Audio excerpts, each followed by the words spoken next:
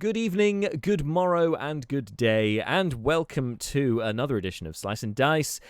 As it says at the top, a campaign diary and Q&A. It's not just any regular campaign diary and Q&A, because it is an intro to our very new, very exciting campaign, The Cage, which is having our first proper session dropping tonight, shortly after this stream finishes at 6 p.m. And as you can see, joined by the DM himself, of The Cage, Stephen. So what drew you to The Cage or Planescape? So basically, great, we can hear you now. Played, yeah, great. So I played it as a player back in second edition. I fell in love with the world. I fell in love with the look of it. I think I can't remember the artist. Basically,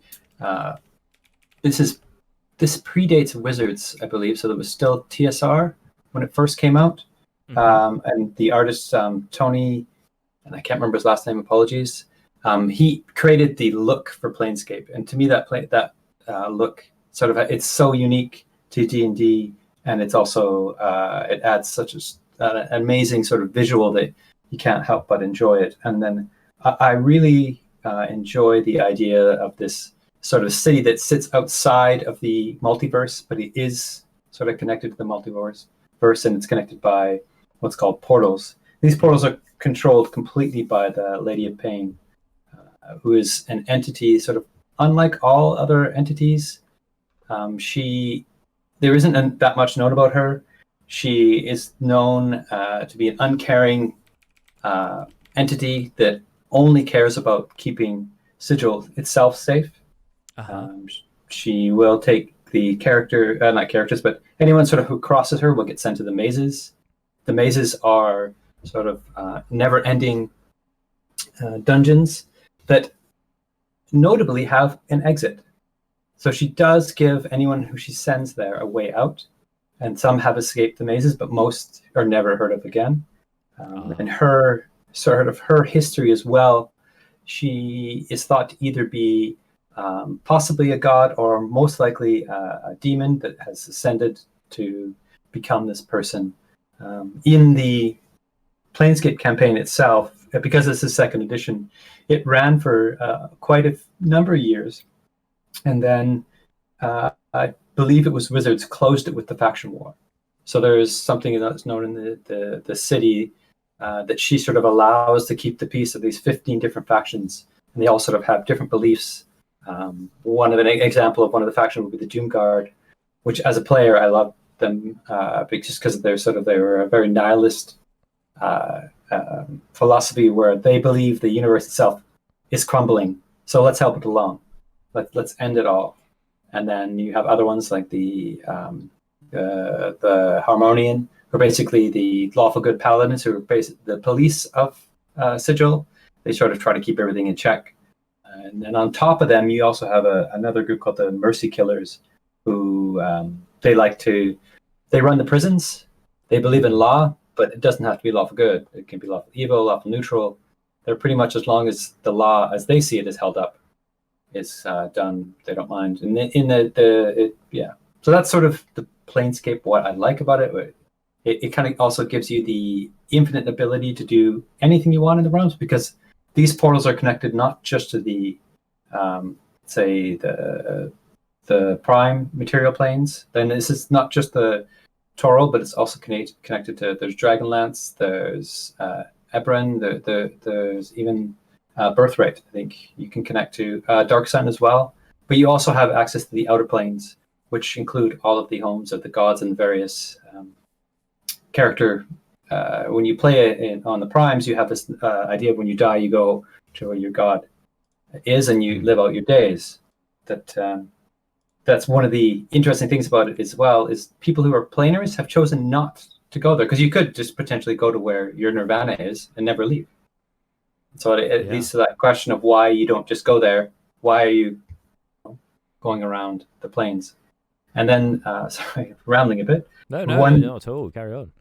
The other aspect I love about it is there's two warring sort of demons and devils trying to gain control of hell. And that is called the Bloodborne. It's running sort of all through it.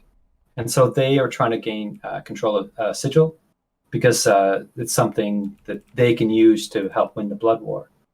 The other sort of overarching thing I love about Sigil as well is the whole thing's based on belief. So in the Outlands, you have these things called gate towns, and what they are sort of borders between different different outlands that are controlled. And so, especially in the Blood War, if they gain more territory, and the way they gain more territory is through belief. So a town can sort of slip into another sort of demon's control based if they start believing more in that demon. And so it's kind of like a winning the hearts and minds idea. Yes, of course, yes. And it's that's always something I think that's not always, but it's something that I've seen as a bone of contention sometimes. Is very much drawing a line in the sand between demons and devils, because they are meant to be two very different kinds of fiends. I think I watched a couple of videos about Planescape stuff, and I think that kind of helped solidify. I think they play into that same view that one of them is more lawful and the other one's more chaotic out of demons. Yes, is that exactly. right? So the worldview is one is lawful evil and one is chaotic evil. That's sort of how they work. And those two, while both evil, obviously law and chaos don't mix. And so if you had that as your overarching philosophy, you're going to have conflict. And to me, that was something that's quite interesting, where you're not just looking at evil as bad. Yes, it is bad, but you're looking at what would it mean to be chaotic evil? What would it mean to be lawful evil? Could you have some sort of order and logic to it? Because obviously chaotic evil would lose all the time to lawful evil, because if they're always chaotic, they're not going to. So they must have some form of structure. Yeah. I should say, Marshall, our own Leobrin from from our main campaign, the Many Lands campaign, has commented with Tony Deterlizzi. Was the Yes. Tony I think you were looking for? There you go. Excellent. So yeah, thank you, chat. Keeping on top of that. Okay, so what made you want to choose Planescape as the setting for your game? Because I think you said before, it may not have been on microphone at that time, that it was something that you had played in when you were younger as well as a player. Yeah, exactly. So one of the I had a group that I played with for about 10, 12 years, and what we did is with that group is we alternated sort of who was running the games.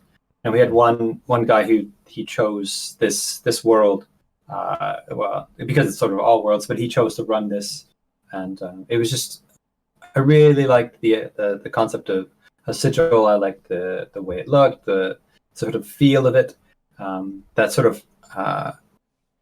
of almost, I would say, like a Blade Runner style, but fantasy, but no tech. Like, it's one thing they make very clear, actually, if you read stuff. There is no tech. It isn't like, is it Eberron?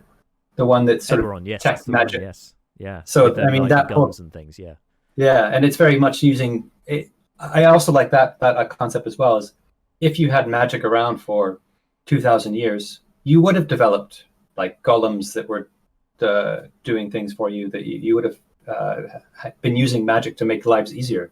You would have had sort of a mass transit running on magic. It just is something you would have been doing. So that I like as well. But this is very much sort of everything's sort of broken down, and everything's constantly changing. That's one of the things that the Lady of the Pain herself does, is she sort of makes sure the balance is never gone too far in one way, and that's sort of how you end up in the mazes. Yeah. But yeah. Okay. And one other thing I gathered with the different factions is how they play into alignments as well, with the Lady of Pain kind of being at the very center, perhaps the true neutral, I guess, holding everything together. Is there something to that, or is that more a speculative kind of view? No, there is something definitely to that, but it's interesting because it's so little is known about her. Even the way they describe her in the sort of the details is basically she doesn't play a part, and if player characters ever do come across her, it's not going to go well, because her shadow kills people. Like, it's just She is something you never want to come across and never want to have dealings with, but she will use proxies to sort of use people to help her gain her goals. The way they sort of ended Planescape with the faction war was she uses the player characters to help sort of end the faction war, and at the end of it, the factions no longer exist as you know them. So we've given a little bit of an intro to the Planescape setting and to Sigil, the City of Doors, or the Cage as it's otherwise known. But who are these? Sorry, go ahead. I was going to say, and the reason why it's known as the Cage is because the only way is through the portals. So potentially the lady could, because she controls all portals, she can shut them. So you can have no way and no out.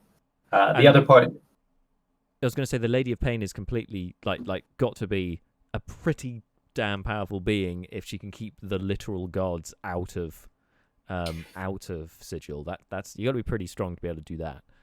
Yeah, and that's one of the other interesting things is the gods themselves cannot enter, but their magic does work, which is interesting. So if you're a priest, you're not cut off, but your god can't come through to. And I believe there was even one war Vecna does at one point come in and sort of take over and then is repulsed. But that is they did. It's interesting because they did a lot with that in the series, and there's so much information out there. It was the other thing I really liked about it is a lot of people have taken up this and are running it. I think there was even some good 5th edition campaigns running out there that I've done a little bit of looking around just to help me with mine, and I think I might do more looking what they're doing. But officially, though, obviously, Wizards is not doing anything for Planescape, and there was actual talk that, and it escapes me the person who was doing it, was going to start writing Planescape again. Oh, really? And so so there is still hope that that it will come back as an official 5th supported. I was going to say that because it's definitely referenced in in other settings and so on. Like I've heard of Sigil before, and and the what's it called, the tower. I forget the name of the tower, but the fact that it's the Infinite Tower or something like that. The Infinite Tower, yeah. That sort of sits in the middle of the Outlands, but yeah, and that whole the Great Wheel with all of the different planes on, because they still have planar travel as part of 5th edition. There's obviously the elemental planes, the ethereal plane, astral plane. All these things are mentioned. So in that sense, in terms of the lore, Planescape's still there. Like it's still part of the game. So yeah, it'd be very interesting to see it. To see an actual 5th edition book brought out on it. As Marshall said in the comments, and I have heard this before, that it's called Sigil rather than Sigil. I mean, it's spelt Sigil. It's spelled right? It's spelled Sigil, and I mean, to be fair, I think I've called it Sigil as well. But I think that's just the way people interpret it. As well, it could be the North America versus sort of Europe. Because I was listening to one of the YouTube video I was listening to, and I've heard one where they're calling it Sigil, another one where they were calling it Sigil, and I just remember just the inner sort of what can I say, pedant inside me was just going, it's Sigil. Why are you saying Sigil? That's just wrong. Just too much for me.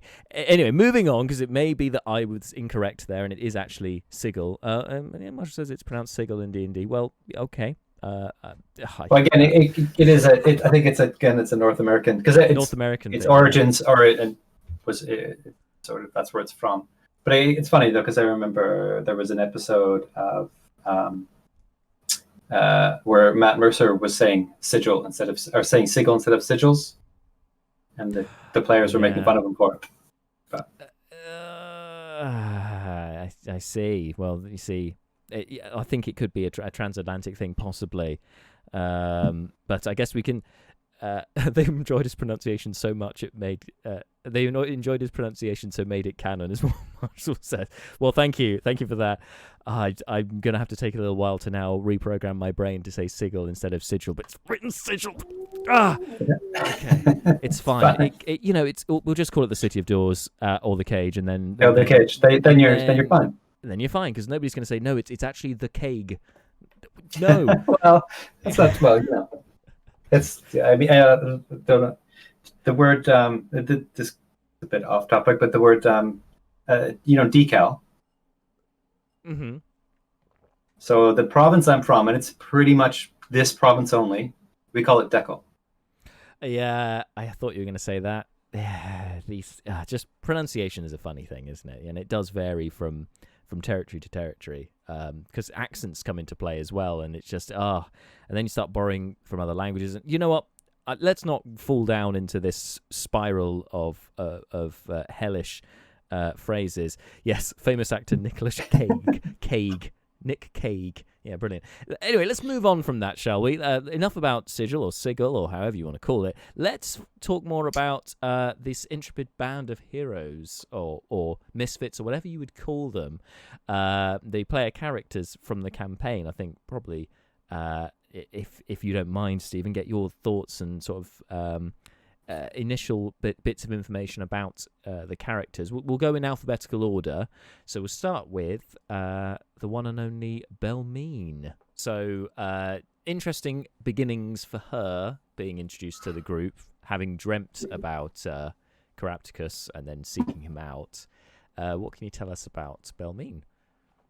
So yeah, Belmine is an interesting character. She is basically from a different Prime world. She is from Eberron. The class character combo she's using, and the class actually, she's using this part of some of the rules that I borrowed for Planescape, and so she is technically an arcane cleric, but it's sort of mixed with the Planescape rules, which makes it a bit nicer because it gives her some more languages, and hopefully will give you guys a bit of a help dealing with the planes. Her actual race is quite interesting because it's a human that's bonded with a spirit that's sort of thousands, if not millennia old. And it kind of gives her this standoffish type personality, which is good. And if you do look at her character sheet, which is quite interesting, she has ridiculous wisdom, a good intelligence, and another very high constitution. So, which makes her an interesting character because that's offset by dismal charisma. Yeah, yes, she's not going to be making many friends easily, I think, despite knowing everything that she does. Yeah, and I think that's the main challenge with that character, and I'm quite interested to see how Angelique plays it, because it's going to be someone who's going to have all the knowledge, but persuading the party to do what think that things based off that knowledge is going to be quite hard, because they're not going to want to follow her. They're going to probably find her more annoying than Carapticus, which is possible. Which is saying something, right? Yes. And it's I think from the charisma thing as well, I know for Angelique, who plays her, this was really against type for her, because she's naturally always wants to play bards or other charisma-based characters. So she's into, characters that are going to be strong in the role-playing side of things and kind of get what they want. So, by convincing people. So with Belmine, it's like complete opposite. I think we see this with quite a few of the players, and their characters are completely the opposite from who we've played in the Vanzaling campaign, which of course we'll be coming back to eventually. But not until we've got through all this. But it's just nice to kind of see that playing against type and trying things out. And I think she's enjoying really trying out something different like that. Yeah, I think it's early days yet, but I think she is definitely, she's enjoying the sort of dichotomy for her charisma base. Plus, she is the DM in the other game, so again, it's interesting for her. But I think she's also playing your other game right now, guest starring in another character as well. That's right. Yes, she's in our live stream campaign on Mondays. It's a nice plug for that there. She's playing a little gnome wizard, deep gnome wizard, Sverfneblin, named Brina, and she is just delightful. Just this really adorable, very whimsical gnome that's just a bundle of joy, and then it's kind of the antithesis of some of the main party, which is really nice to see that play off against each other and actually kind of bring them out of their shells a bit and kind of it's kind of leading them into a goodly direction, which I feel like some of them definitely needed. So that's quite nice. That's good. Yeah, and that's, I think we touched on this a bit with the other characters. It's the other thing with this party is it's so lawful good. Yeah, it's at least 3 characters are lawful good of the 6, if not more, actually. And one of them's Belmine, right? Is she yeah, exactly. Belmine's lawful good. So that, again, it will be interesting when you have someone who has that high wisdom, high intelligence character, but very not charismatic. So I think it's going to come off in an interesting way. But yeah, it seems our party makeup, as we'll see as we go on, like you say, there's a lot of good, certainly some lawful goods. You said 3 lawful goods, I think. But there's a lot of good, not much in the neutral department that I'm aware of, and also very fightery. Yeah, definitely. It'll be interesting, I think, though, with Ezekiel, because I think he's chaotic good, if I remember correctly. Yes, I think that sounds about right, because I think he has a bit of a disdain for lore, if I remember, or at least civilized lore. Like, he likes to be out in the world. Yeah, and so we'll see how that plays against the lawful types, especially Evan, because Evan's definitely playing the lawful dumb, as you say, which fits his character. But but yeah, it'll be interesting. So it'll be interesting how all these pieces mix together, with Belmine sort of trying to lead the way, but not being able to. She's going to have to convince. I think it looks like Evan's sort of becoming the proxy leader, just because he's sort of the guys, the charisma, who's doing the talking, which there'll probably be a lot of talking in this campaign. We'll see how that goes, because my characterizations cannot be the best. I can have the background to play that off, so we'll see how that goes. You might end up fighting more. Oh, well, I mean, this party seems to be more built for fighting, so it will be interesting to see them try to wade their way through social situations without any social faux pas. Probably not helped much by our next character, although he is the one of only 2 characters with a positive charisma score, that being the wizard Carapticus, and my character. I have the pleasure of playing this guy. So before I start on him, what's your impressions of Carapticus? What can you tell us about him? Well, I think Carapticus is that character I think you need in a party. He sort of brings the party together, not through charisma, even though he's not too bad in that department, sort of through his mishaps. His mishaps sort of make people sort of react to the situations around him, which I think, and you do a nice job of sort of playing that as in, oh yeah, I meant to do that. That's exactly how this should have happened, which again adds a little bit of humor, and then I think it'll force the characters to sort of react, and hopefully also move things along, because historically our parties have a tough time moving along. There's a lot of decision making that goes into the processing, which will again be interesting because of the heavy fighter, sort of frontline fighter to this party. So there is a bit more temptation, I think, with that, to sort of just wade in and then sort out everything. Where Carapticus definitely does not want to do that. He's very much, I think, on the fringe of that. So it's an interesting dichotomy, and I think Carapticus is, again, he adds that bit of humor, and he adds the bit of unknown, even though you have the counterplay between the air genasi, which is nice. We're seeing that sort of develop more and more, and especially you have your different birth, well, where you have someone like Celine, who knows where she's from, knows who she is, but is here by complete accident, whereas Carapticus doesn't really know where he's from, knows that she's an air genasi, but doesn't really remember much of his life before sort of being on the prime world of Toro. Yeah, they're very much 2 sides of a coin, aren't they? Both, and it's interesting because we've never before had 2 of the exact same race and sub-race in a game to play with. It's always been, because there's so many to choose from, obviously, but obviously neither Jess nor myself actually conversed about characters before making them, and then suddenly it was like, oh, okay, that's cool. I like this. There's definitely potential there, and it was a big sort of catalyst for Carapticus meeting Celine, the first ever of his kind that he's ever met, just to kind of go, oh, I'm not alone in this world. Oh, there are more like me. And I think, if anything, that was one of the big fuels to the fire for him wanting to find a portal and have all this stuff happen. As you say, he is I would say, yeah, like a catalyst is probably a good word. Carapticus the catalyst. Definitely. In the chaotic and misadventure kind of way, with his low wisdom but high intelligence, and then trying to talk himself out of trouble, and more often than not talking himself into trouble. So yeah, I guess he kind of unifies the party in that way. Hopefully not in a just overall just disdain for him. I think he's got enough redeeming qualities, hopefully, in time that will kind of keep them together.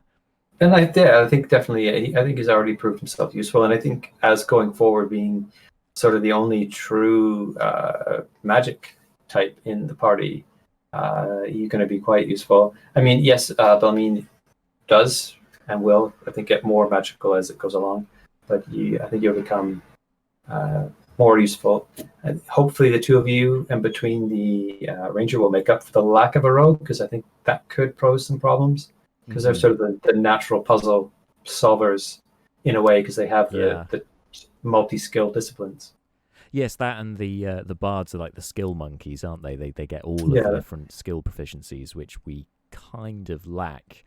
It's going to be, but presenting its own challenges. It could be interesting to see how we work around those problems. It may influence some spell choices later as well to kind of make up for the lack of roguiness, or maybe that we'll see a multi-class with one of the characters at some point. I don't know.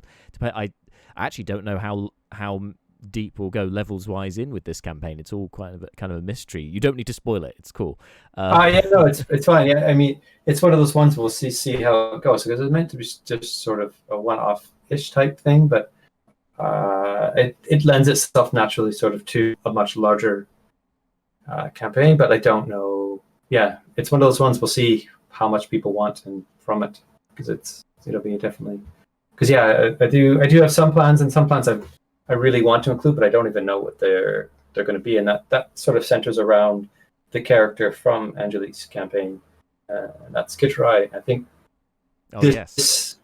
this one can help sort of tell the story about his origins, possibly, or what's the backstory to him without him, because there is a definite larger thing there. And you've already met initially Dath, who was again missing, so we'll see. It depends on what the party to do with that, if they want to pursue looking for him, not looking for him, or even how that story rolls. Maybe, And even from an outside perspective with Dath and Kitrai, even if I hadn't ever spoken to you about either of those characters, the fact that you play both of them and that they are both GIF characters, automatically suspicions are raised, there may be a link between these two characters, but what is this thing? So it's going to be really nice to have that tie-in with like say with Angelique's game as well. So this all kind of interconnects into one very large multiversical world.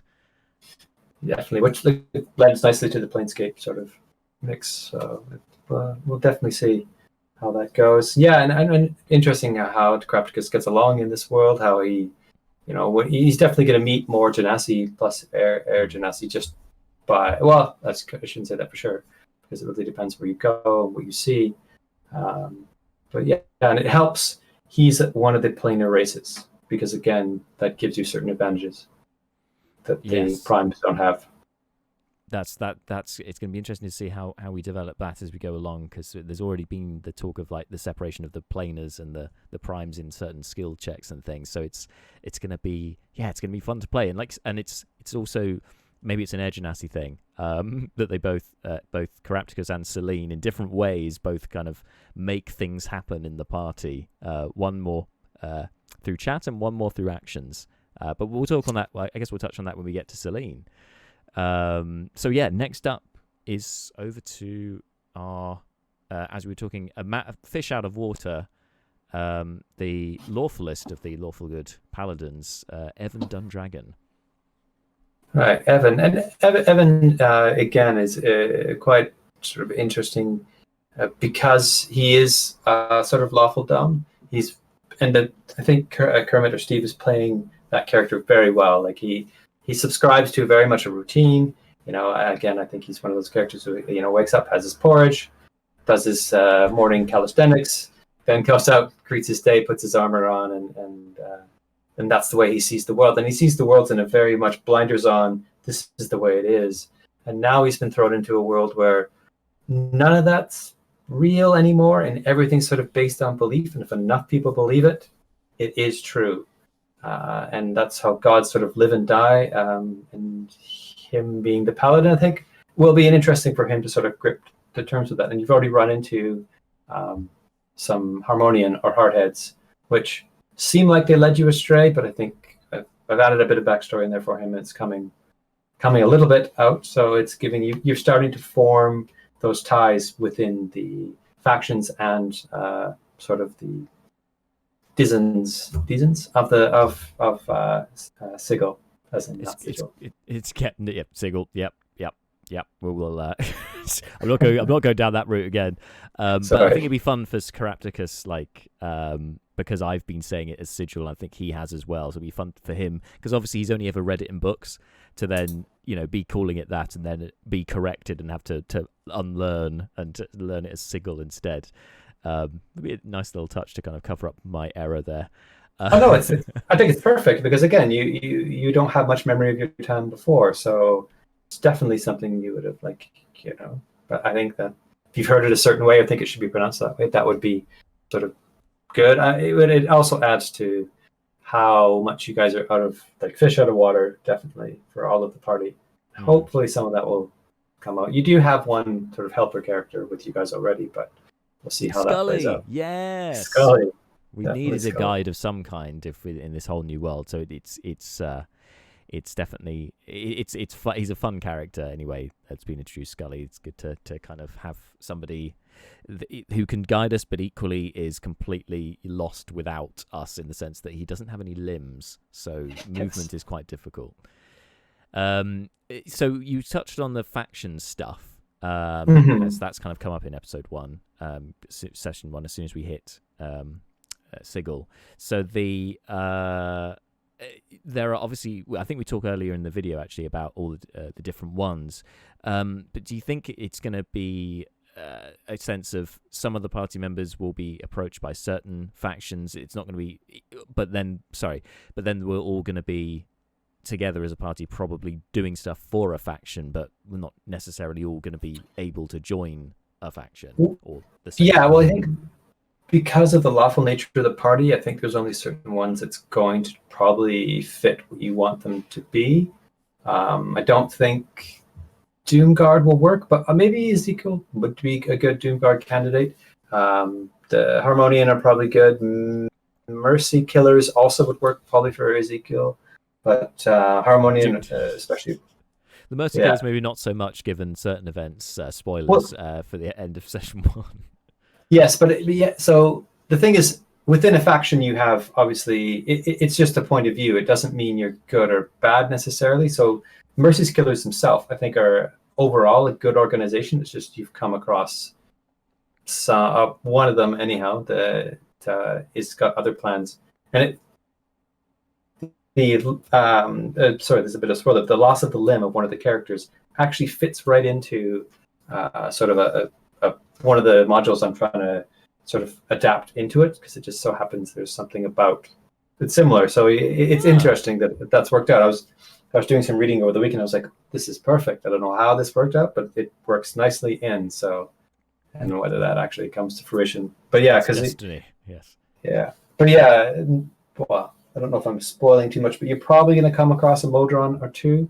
Crapticus has mentioned about metal dudes. So in session 1, so to try and reassure Tussle, that didn't really work, but there we are.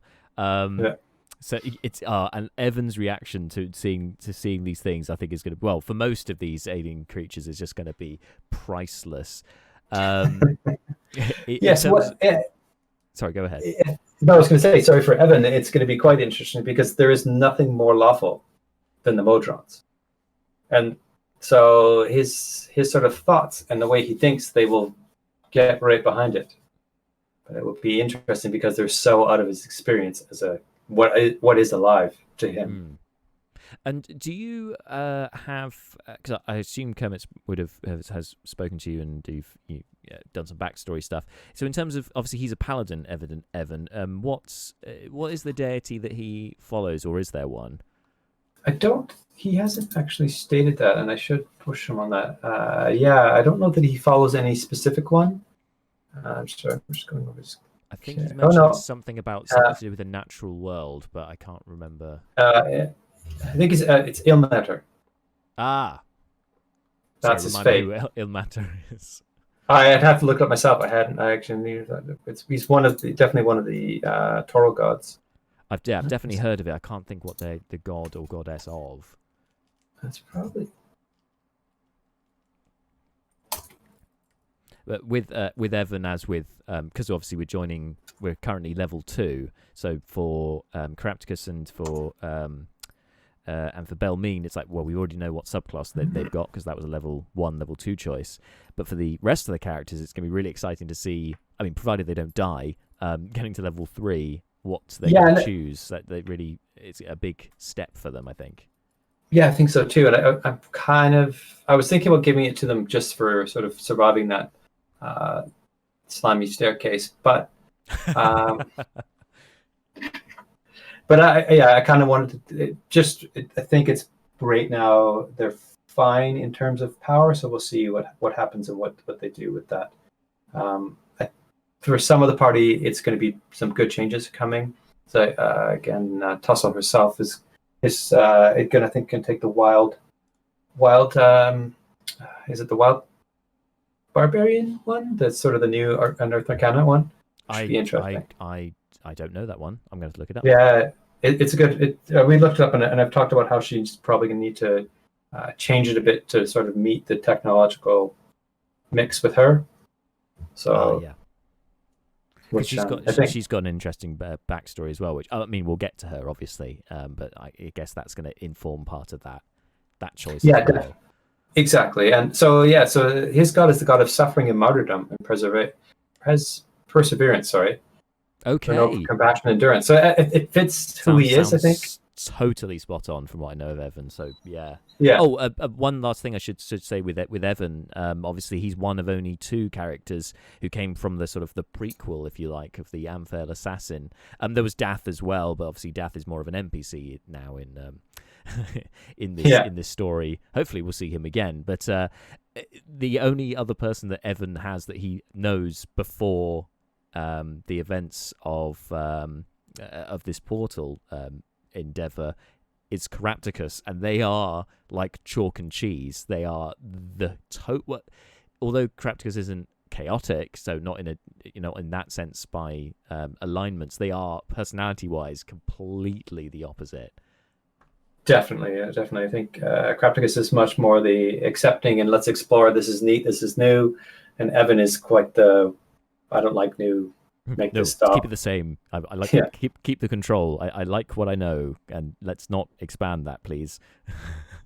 But equally, they are both not the wisest of individuals. So they're not as different as they perhaps think. It's just their outlook may be quite different. Yeah, I mean, within that, you can do quite a bit with that. I think because obviously they come from different backgrounds, different things would trigger them, and it seems like that's how it seems to be playing out, which is good. Which again, I think I mentioned this before with the other ones, but the thing about like Evan is he's somewhat predictable. I mean, obviously Kermit may change that at some point, but that makes it, I think, my job not easier, but it helps moving story along. I think sometimes that I kind of know how one character should-ish react to this situation, so I can kind of plan for that, which would be nice, because obviously once in a while he's not going to, and then we'll see. Yeah, it's nice as a DM to have that understanding of the character, that at least to some extent that you can predict, like you say, how they can react, rather than having complete agents of chaos where you just don't know what they're going to do next, because that can be a worse nightmare for what you're planning. Like, they might kill all my NPCs for no reason. Like, we don't want that. We're not playing an evil campaign, guys. Please, no. Yeah, that's what the chaotic good types. You have to watch out for them. They are very, very interesting. Well, speaking of chaotic good types, that's who we've got next. Someone who has wisdom in their arsenal. Now, our next character, Ezekiel, the half-orc ranger. Now, obviously, in Tales of the Sword Coast, or from the Vandalin game that Angelique was running before we started the cage. You're playing Kitrai, who you mentioned before, he himself is a ranger. So I'd be interested to hear your insight into another ranger character. Well, I like what the Johnny, the player, has done with them. I mean, he's kind of, and this is something obviously the other characters haven't got to learn yet, because he's been largely quiet about himself, which is quite good. But he comes from sort of what we would term in our actual world as a Native American background. That's sort of how he's put it together, and he's been. He's left for a number of reasons. I don't want to get too much away as to why yet, but it's I like what he's come from and dealt with it, and it's an interesting take on sort of the half-orc ranger that I think will prove an interesting sort of character out there. And I love Johnny's accent. I think he's done a really nice job with that. I wish I could do voices better than I can. That's one of the things that I may try some, but we'll see. No pressure, of course. No pressure at all. The problem for me is I can do voices, but I tend to forget them. As in the sense, I'll be like, next week, I'll be like, oh crap, what was the inspiration for that character's voice? I don't remember anymore. Gone. I get that in the Many Lands thing as well. There's definitely been a character or two where I haven't used them for like 20 sessions, and then I've come back to them and suddenly their accents change because I couldn't remember what it was before, or I've misremembered or what have you.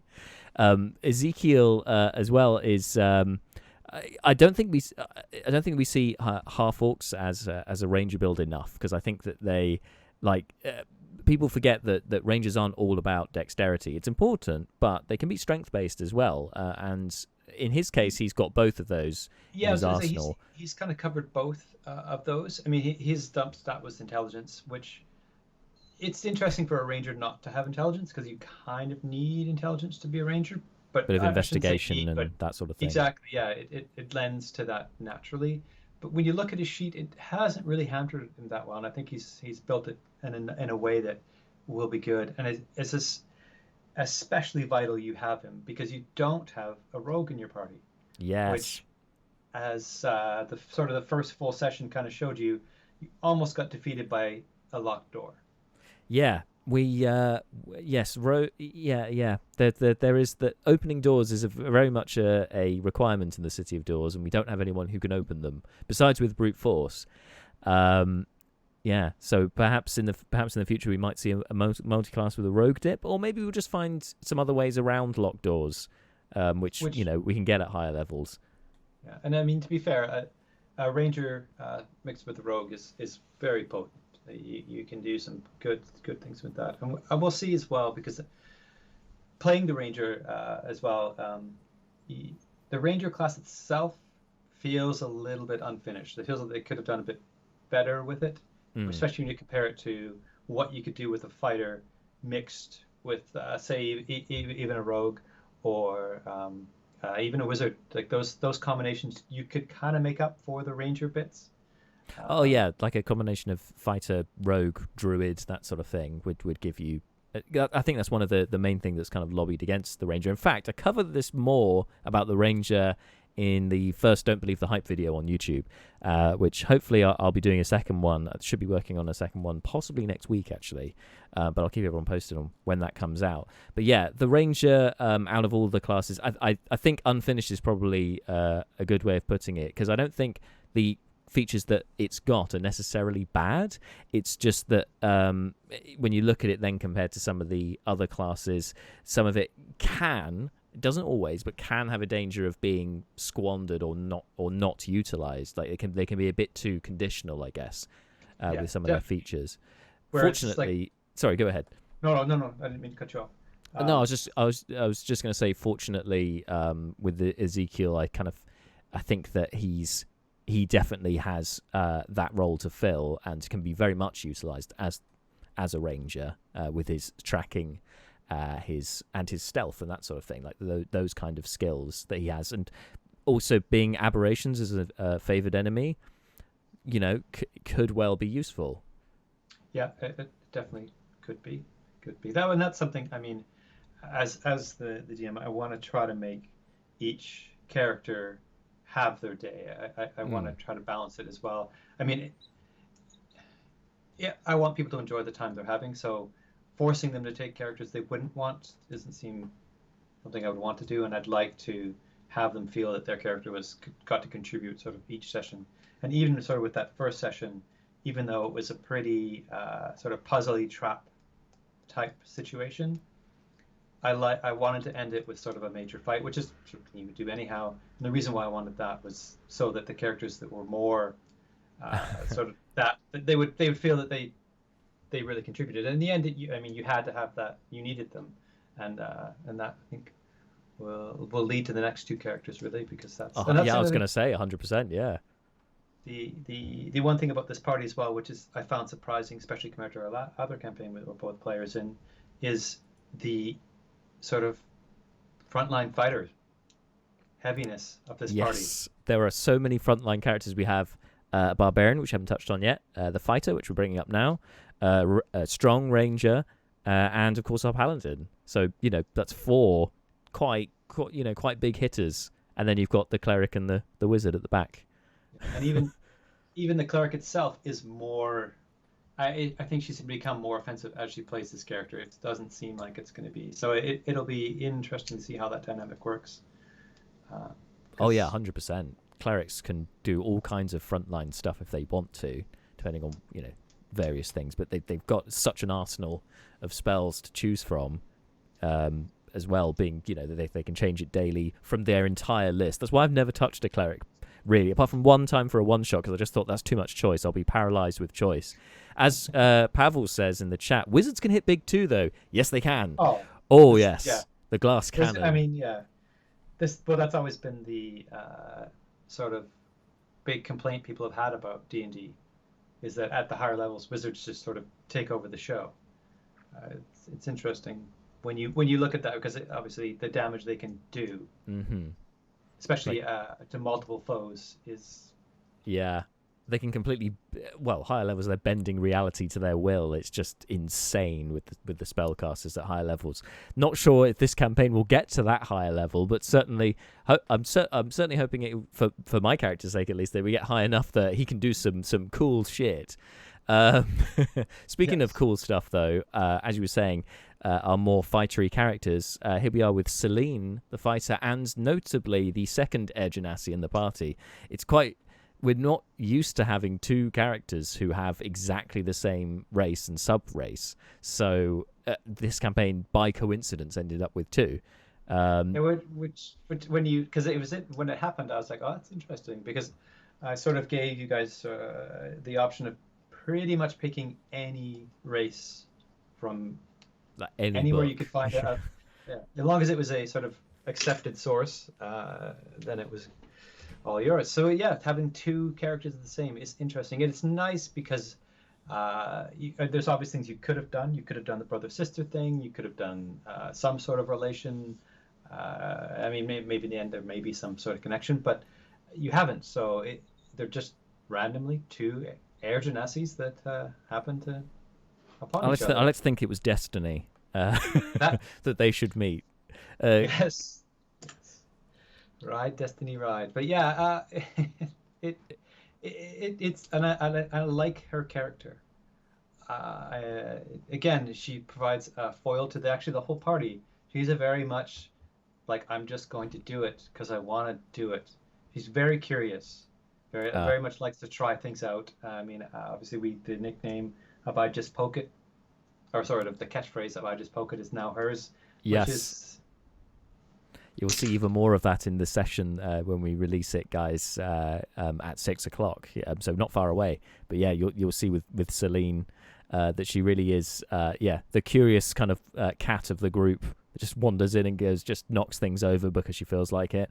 I should say, sorry, played by Jess, of course. It's her how she came to be part of the party. I find also quite interesting. I know you said, Stephen, you haven't yet had her backstory yet, so there's probably some holes to fill there, but you've certainly got some insight into the character and how she came to be. Exactly. She basically, her parents had a portal that she, I guess, knew about, and decided she would try it out.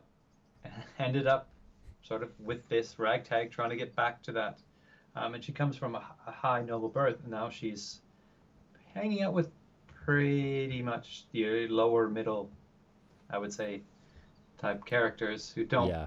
have any understanding of what that would mean or be.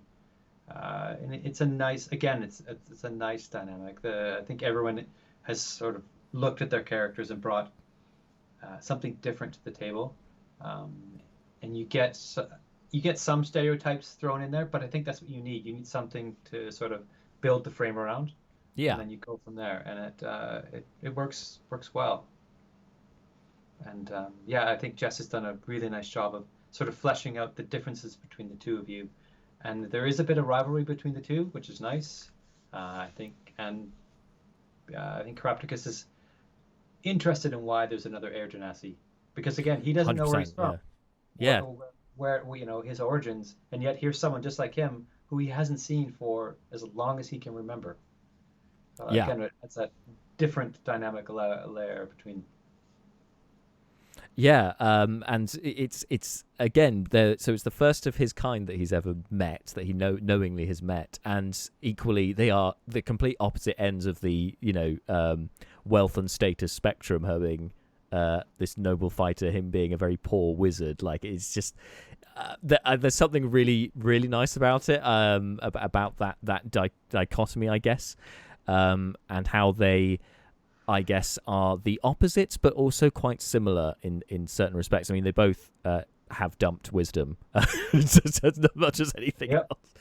They both dump wisdom, and I mean, yeah, and she's not bad for intelligence. She's average above, well, in between average and intelligence. She's yeah, I think I like. I mean, sort of the way that Jess has sort of decided to play out that low wisdom has been good. Like, as in, why wouldn't I do this? Yeah, Does it like have just bad effects? poking things. Yeah. Yeah. She's It's not worried about the after effect, which is, I think, a nice mix. you got to lean into those dump stats. And speaking of leaning into the dump stats, final character from the party, Tussle, the Warforged barbarian. Again, like, and with you were saying about dump stats, I think she Lucy, who plays her, kind of leans in and plays with those dump stats in an interesting way, like not in the completely obvious way all the time. No, I think I enjoy the Lucy's characters. All have a lot of character in them. Sometimes you're like, okay, tone it down. Your character is character. Wow, it's there. But I really love how Tussle's sort of forming and coming about. I feel a little bit bad because something not so good happens to her in the first-ish. Yeah. But there's a reason why it's her picture on the title card for this session.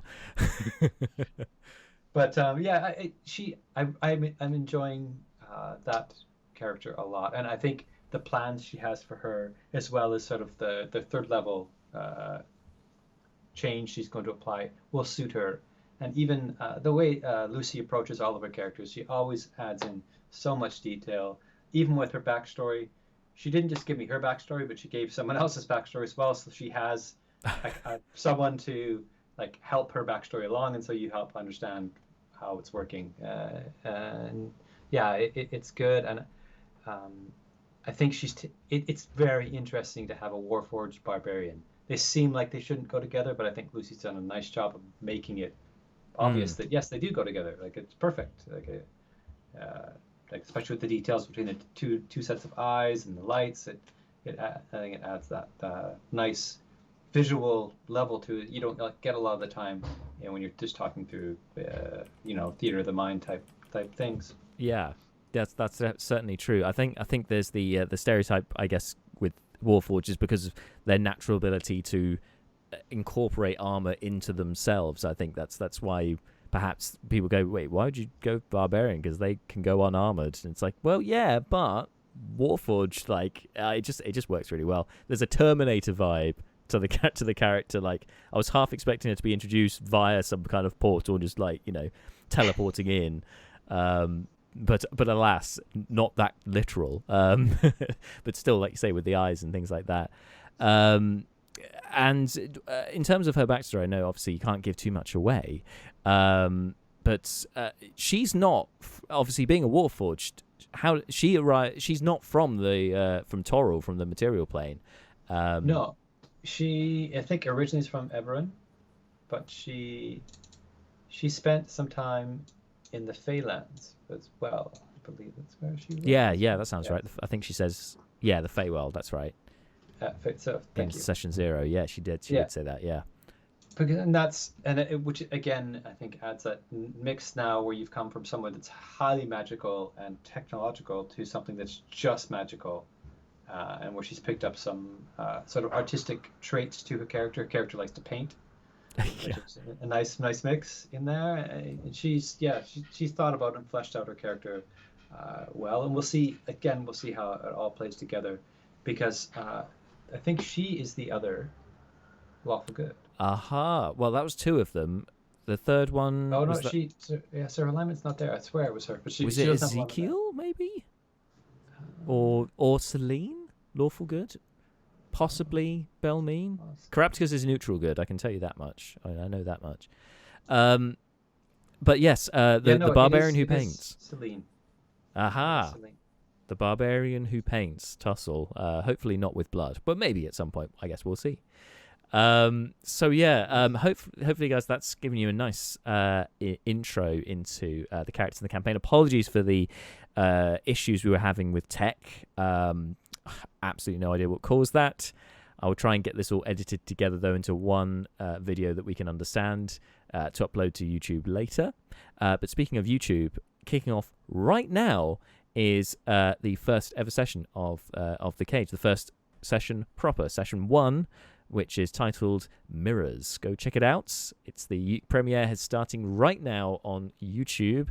Thank you so much, Stephen, for giving us that intro, the DM for the campaign, of course. And I guess we'll see you very soon.